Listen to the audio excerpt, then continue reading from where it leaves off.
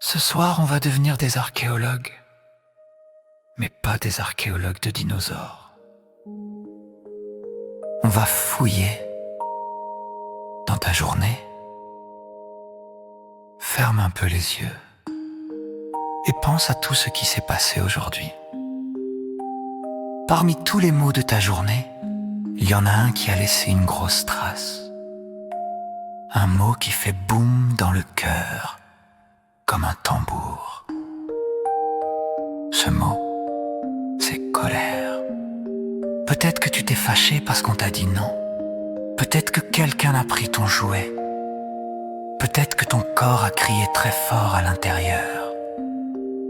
Maintenant, toi et maman, vous allez devenir archéologues des mots. On va descendre, tout doucement, dans le sol de ta journée. Gratte, gratte, et on va retrouver la trace de ta colère. Rappelle-toi, à quel moment exactement ta colère est apparue aujourd'hui? Très bien.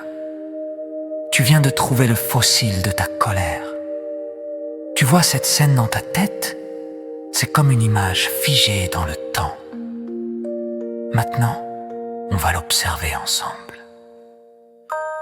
Regarde ton toi de tout à l'heure. Comment est ta bouche?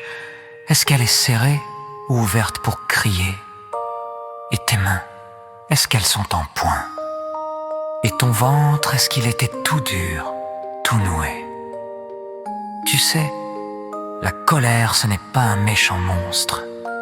C'est une alarme, comme un petit volcan qui dit « Quelque chose ne va pas pour moi.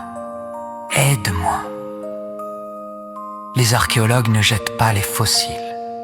Ils les regardent, ils les nettoient, puis ils les rangent dans un musée pour apprendre à mieux les connaître.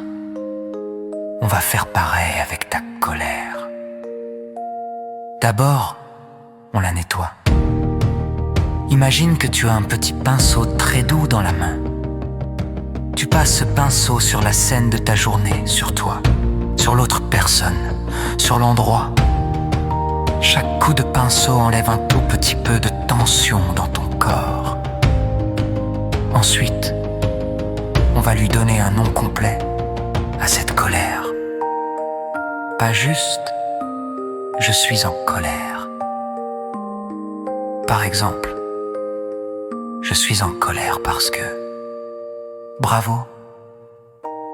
Les archéologues notent toujours ce qu'ils découvrent. Toi, tu viens d'écrire avec ta voix une petite étiquette pour ta colère. Colère de quand? Maintenant, regarde ta colère comme si elle était un objet sur une étagère. Est-ce qu'elle est grande comme une montagne? Ou moyenne comme un ballon? Ou petite comme un caillou? Très bien. Quelle que soit sa taille, ce soir, on ne va pas la laisser tourner en rond dans ton ventre. On va la ranger dans le musée des mots de ta journée. Imagine une grande salle très calme, avec des étagères qui brillent doucement. Sur chaque étagère, il y a un mot de ta journée. Joie, rire, jeu, fatigue, fierté et aussi colère. Tu prends ta colère dans tes mains imaginaires.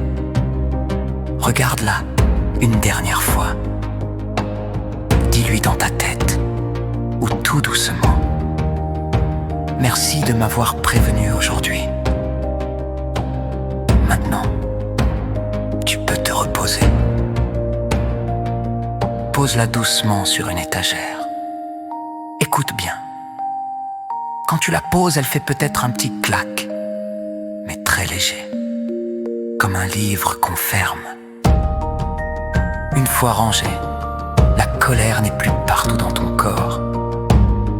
Elle devient un souvenir qu'on pourra relire plus tard, quand tu seras calme avec maman.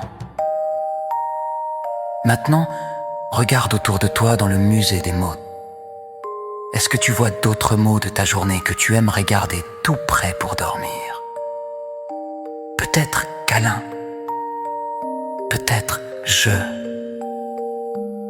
peut-être courage. Très bien. Approche-toi de ce mot. Il brille un peu plus fort que les autres. Tends la main et prends-le très, très doucement. Ce mot-là, tu vas le glisser dans ton oreiller.